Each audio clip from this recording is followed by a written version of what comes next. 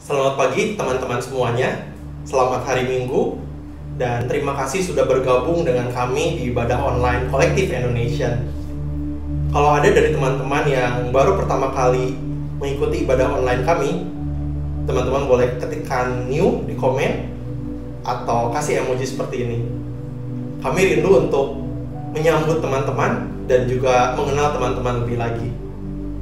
Sebelum kita masuk ke dalam firman Tuhan, mari kita satukan hati dan berdoa. Terima kasih Tuhan Yesus buat pagi hari ini. Kalau kami kembali boleh beribadah online, kiranya Tuhan bukakan juga hati pikiran kami agar firman-Mu bisa menjadi rema dan mengubahkan kehidupan kami. Urapi hamba-Mu yang akan menyampaikan firman-Mu, dan kiranya nama Tuhan saja yang senantiasa dipermuliakan. Dalam nama Yesus kami berdoa. Haleluya. Amin. Di bulan Februari ini, kita sedang membahas seri khotbah dengan tema firman Tuhan. 3 minggu yang lalu, Pastor Noah menyampaikan tentang firman Tuhan, fondasi kehidupan. Dan 2 minggu yang lalu, Pastor George juga menyampaikan tentang dampak firman Tuhan. Hari ini, saya ingin menyampaikan tentang peran firman Tuhan.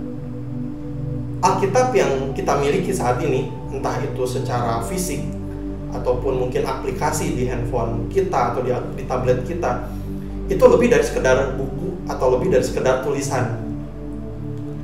Alkitab adalah pesan Tuhan dan isi hati Tuhan yang ingin disampaikan kepada umat manusia.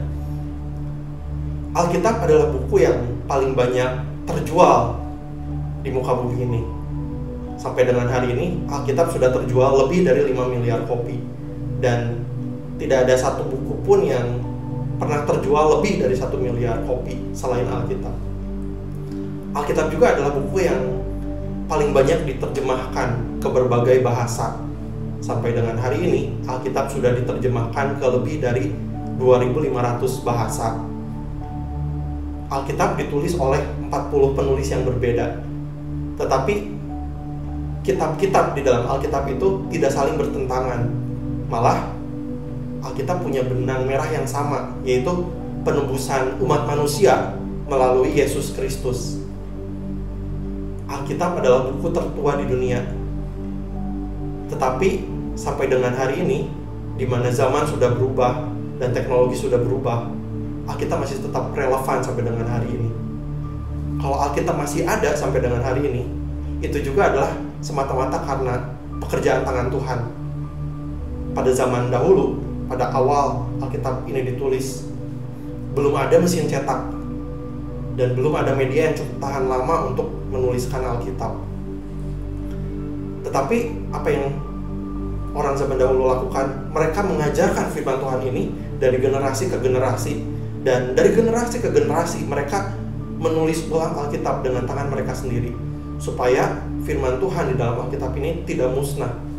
Dan kalau kita lihat firman Tuhan di dalam Alkitab ini sampai dengan hari ini masih utuh, masih relevan, itu semata-mata karena pekerjaan tangan Tuhan saja.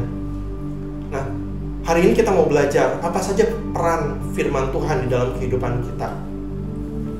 Yang pertama, kita mau pelajari bahwa peran firman Tuhan, yang pertama, firman Tuhan adalah makanan bagi roh kita. Teman-teman boleh ketikkan juga di komen. Teman-teman boleh tulis, firman Tuhan adalah makanan bagi roh kita. Mari kita buka di Pengkhotbah 12 ayat yang ke-7. Pengkhotbah 12 ayat yang ke-7. Dikatakan seperti ini: dan debu kembali menjadi tanah seperti semula, dan roh kembali kepada Allah yang mengaruniakannya. Waktu Tuhan menciptakan kita, manusia, kita tidak diciptakan hanya sekedar atau secara fisik, tapi Tuhan memberikan juga roh kepada kita. Roh kita adalah sesuatu yang kekal. Sebaliknya, tubuh kita adalah sesuatu yang temporer. Waktu kita mati, saat kita mati nanti, tubuh fisik kita akan kembali ke tanah, tetapi tubuh roh kita akan kembali kepada Bapa. Tubuh kita secara fisik memerlukan makanan, dan manusia bisa tahan hidup 40 hari tanpa makanan. Lebih dari itu, kita akan mati. Kalau tubuh fisik memerlukan makanan, begitu juga dengan tubuh roh kita. Tubuh roh kita memerlukan juga makanan, yaitu firman Tuhan. Kita bisa cek bagaimana keadaan roh kita saat ini. Saat roh kita tidak dikasih makan, roh kita akan jadi lemah, dan lama-lama roh kita juga akan mati. Saat roh kita lemah, akan mudah buat kita menjadi takut, menjadi khawatir, dan sulit buat kita untuk mengucap syukur.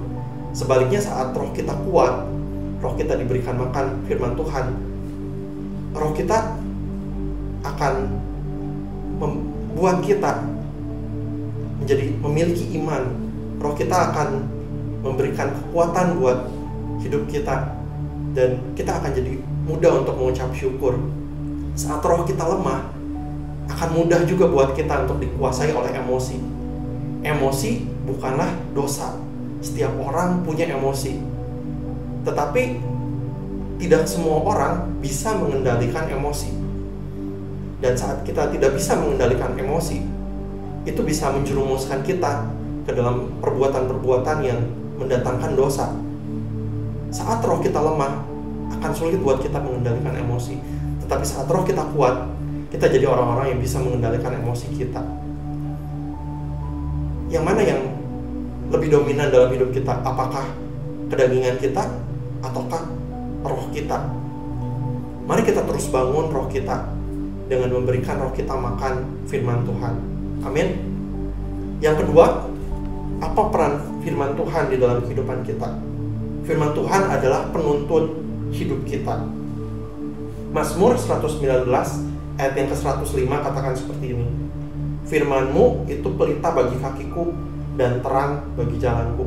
Teman-teman boleh ketikkan juga di komen, firman Tuhan adalah penuntun hidup kita.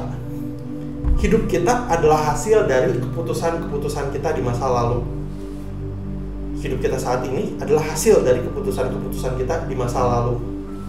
Mulai dari keputusan yang kecil sampai dengan keputusan yang besar. Seperti apa yang kita makan, buku apa yang kita baca, bagaimana kita menghabiskan waktu kita, apa yang kita katakan, apa yang kita lakukan, di mana kita bersekolah, di mana kita berkuliah, di mana kita bekerja, dengan siapa kita berteman, dengan siapa kita pacaran, dengan siapa kita menikah.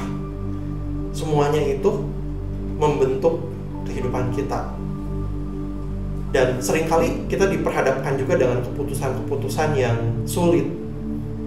Tanpa firman Tuhan, tanpa tuntunan Tuhan, hal itu akan membuat kita menjadi salah dalam mengambil keputusan. Saya percaya bahwa firman Tuhan seharusnya tidak dijadikan alat untuk mencapai tujuan-tujuan kita. Dan saya percaya kita bisa mencapai tujuan atau mencapai kehidupan yang kita inginkan tanpa firman Tuhan. Sekali lagi saya katakan, kita bisa mencapai kehidupan yang kita inginkan tanpa firman Tuhan. Tapi kita tidak bisa mencapai kehidupan yang Tuhan inginkan tanpa firman Tuhan. Pastor Kevin katakan di bulan lalu seperti ini. Life for Jesus is the best life to live. Atau hidup untuk Yesus adalah kehidupan terbaik yang bisa kita hidupi. Hidup untuk Yesus itu lebih baik daripada kita sekedar hidup untuk ego kita, untuk sekedar diri kita sendiri. Tapi waktu kita hidup untuk Yesus, saya percaya itu adalah hidup terbaik yang bisa kita hidupi. Kita diciptakan bukan tanpa tujuan. Hal-hal sekitar kita semuanya punya tujuan. Contohnya TV ada tujuannya agar kita bisa menonton. Kursi atau sofa tujuannya adalah agar kita bisa duduk. Lampu tujuannya untuk menerangi ruangan, dan segala hal di sekitar kita, teman-teman bisa renungkan dan cermati juga bahwa semua hal itu punya tujuan. Kalau barang-barang di sekitar kita punya tujuan, apalagi kehidupan kita punya tujuan. Dan saya percaya bahwa yang paling tahu tujuan kita adalah Tuhan itu sendiri. Saya percaya juga bahwa Tuhan menciptakan kita dengan tujuan umum dan tujuan khusus. Tujuan umum dari setiap kita itu sama, agar kita menjadi anaknya, agar kita menjadi penyembahnya, dan agar kita mempermuliakan namanya. Tujuan umum setiap manusia itu sama, tetapi Tuhan juga punya tujuan khusus buat setiap kita secara spesifik, sesuai dengan talenta, sesuai dengan desain, sesuai dengan keunikan diri kita. Ada hal yang secara khusus Tuhan ingin kerjakan juga lewat hidup kita. Apa hal khusus itu? Saya percaya Tuhan sendiri yang paling tahu tentang tujuan khusus dalam hidup kita, tentang apa yang Tuhan ingin kita kerjakan dalam kehidupan kita. Waktu kita dekat dengan Tuhan, waktu hidup kita dituntun oleh firman Tuhan, saya percaya bahwa kita akan tahu tujuan kita, tujuan Tuhan menciptakan kita, dan apa yang menjadi tujuan hidup kita. Oleh karena itu teman-teman, senantiasa jadikan firman Tuhan sebagai penuntun hidup kita. Yang ketiga, yang terakhir, apa peran firman Tuhan di dalam kehidupan kita? Firman Tuhan mengajar kita dalam kebenaran. Teman-teman boleh ketikkan juga di komen, firman Tuhan mengajar kita dalam kebenaran. 2 Timotius 3 ayat 16 katakan seperti ini. Segala tulisan yang diilhamkan Allah memang bermanfaat untuk mengajar, untuk menyatakan kesalahan, untuk memperbaiki kelakuan, dan untuk mendidik orang dalam kebenaran. Salah satu peran firman Tuhan adalah juga untuk mengajar kita dalam kebenaran.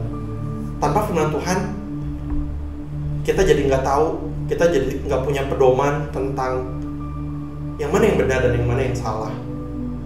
Waktu Paulus menulis surat ini kepada Timotius,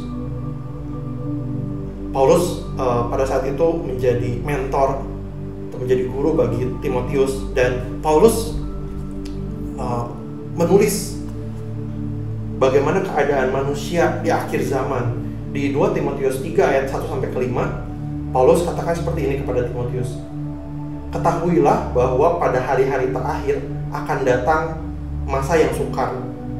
Manusia akan mencintai dirinya sendiri dan menjadi hamba uang. Mereka akan membual dan menyombongkan diri. Mereka akan menjadi pemfitnah. Mereka akan berontak terhadap orang tua dan tidak tahu berterima kasih. Tidak memperdulikan agama, tidak tahu mengasihi, tidak mau berdamai, suka menjelekkan orang, tidak dapat mengekang diri, garang, tidak suka yang baik, suka mengkhianat, tidak berpikir panjang, berlagak tahu, lebih menuruti hawa nafsu daripada menuruti Allah. Secara lahiriah mereka menjalankan ibadah mereka, tetapi pada hakikatnya mereka memungkiri kekuatannya. Jauhilah mereka itu. Keadaan manusia pada akhir zaman yang ditulis Paulus di kitab 2 Timotius ini, tentu kita juga temukan pada saat ini, di mana orang hanya memikirkan dirinya sendiri. It's all about me. Apa yang buat mereka senang mereka akan lakukan, walaupun nggak tahu itu benar atau salah. Dan Paulus katakan kepada Timotius agar firman Tuhan disampaikan, karena firman Tuhan bisa mengajar kita di dalam kebenaran. Firman Tuhan bisa menyatakan kesalahan dan memperbaiki kelakuan. Di masa pandemi ini, kita tentu bisa mendengar khotbah yang bermacam-macam. Kita bisa search online, search di YouTube, search di Spotify, khotbah yang bermacam-macam. Tapi saya yakin bahwa khotbah lebih dari sekedar inspirasi. Khotbah seharusnya lebih dari sekedar penyemangat buat kita. Tapi firman Tuhan seharusnya menjadi sesuatu yang mengkoreksi hidup kita. Bayangkan kalau ada pesawat yang mungkin melenceng 1 derajat aja. Awalnya mungkin nggak terlalu jauh atau nggak terlalu melenceng, tapi lama-kelamaan pesawat yang melenceng 1 derajat ini akan semakin jauh tersesat. Begitu juga dengan kehidupan kita. Waktu kita mungkin mulai mengizinkan hal-hal kecil, dosa-dosa kecil, kita kompromi dengan hal-hal yang mungkin kecil, lambat laun, semakin lama kita jadi semakin tersesat dan semakin jauh dari Tuhan. Teman-teman, masihkah kita membuka hati kita untuk firman Tuhan mengoreksi hidup kita? Masih adakah hal-hal yang mungkin jahat di dalam hati kita, motivasi yang jahat, atau masih adakah kebencian, masih adakah hal-hal yang nggak baik yang ada dalam hati kita yang mungkin orang lain nggak tahu tapi cuma kita sendiri yang tahu. Izinkan senantiasa firman Tuhan mengkoreksi hidup kita, mengkoreksi hati kita, dan jadikanlah firman Tuhan sebagai tuntunan dan juga sesuatu yang mendidik kita di dalam kebenaran. Amin. Teman-teman, kalau saya boleh rangkum apa aja peran firman Tuhan dalam kehidupan kita. Firman Tuhan adalah makanan bagi roh kita. Firman Tuhan adalah penuntun hidup kita, dan firman Tuhan adalah untuk mengajar kita dalam kebenaran.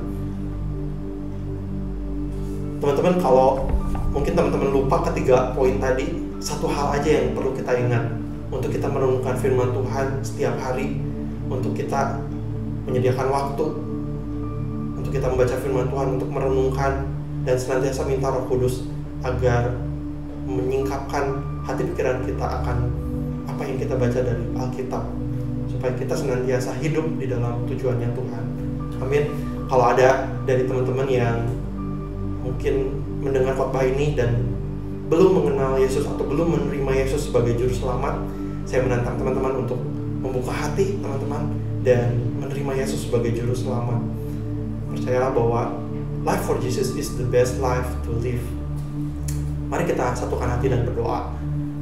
Terima kasih Tuhan Yesus, kalau kami boleh kembali diingatkan akan kebenaran firman-Mu. Kiranya firman-Mu menjadi senantiasa menjadi kekuatan buat hidup kami, senantiasa menjadi tuntunan, dan senantiasa mengajar kami di dalam kebenaran. Kami serahkan kehidupan kami ke dalam tangan-Mu. Tuhan juga memberkati kalau ada teman-teman yang merasa sudah jauh dari Tuhan saat ini, atau yang baru mengenal Tuhan. Tuhan kiranya menuntun kami untuk terus dekat dengan Engkau dan mengalami Engkau dalam kehidupan kami. Kalau dari teman-teman juga yang merasa saat ini merasa hidupnya mungkin tidak berharga, atau merasa hidupnya tidak punya tujuan, kamu juga berdoa Tuhan kiranya Tuhan yang membukakan setiap tujuan-tujuan yang sudah Tuhan persiapkan dalam kehidupan kami, agar kami bisa hidup tidak untuk diri kami sendiri, tidak untuk ego kami sendiri Tuhan, tapi untuk tujuan yang sudah Tuhan persiapkan buat kami. Terima kasih Tuhan, dalam nama Yesus kami berdoa, haleluya, amin. Terima kasih teman-teman sudah mengikuti ibadah online ini sampai selesai. Kalau teman-teman punya beban doa, sesuatu untuk didoakan, kalau teman-teman juga punya pertanyaan apapun itu, teman-teman bisa DM kami di sosial media kami, di Facebook atau di Instagram @collective-Indonesian. Teman-teman juga bisa kirim email, drop email ke alamat email di bawah ini. Terima kasih teman-teman. Have a great week ahead. God bless you.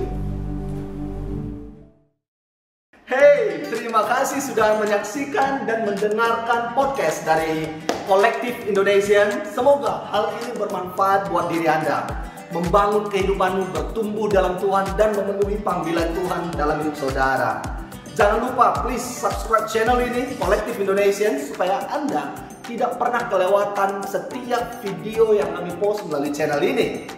Please sharing juga kepada teman-temanmu, kepada keluarga Anda. Semoga setiap video dan sermon dan message melalui channel ini juga bermanfaat buat hidup mereka.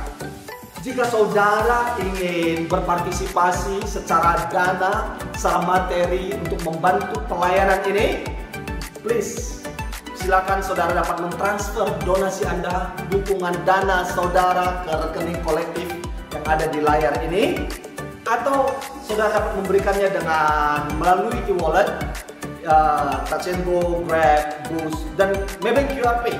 Ya, semua QR code-nya ada di layar ini. Alright, dan terima kasih buat kemurahan hatimu dan segala pemberian Anda. Tuhan Yesus memberkati. Yes.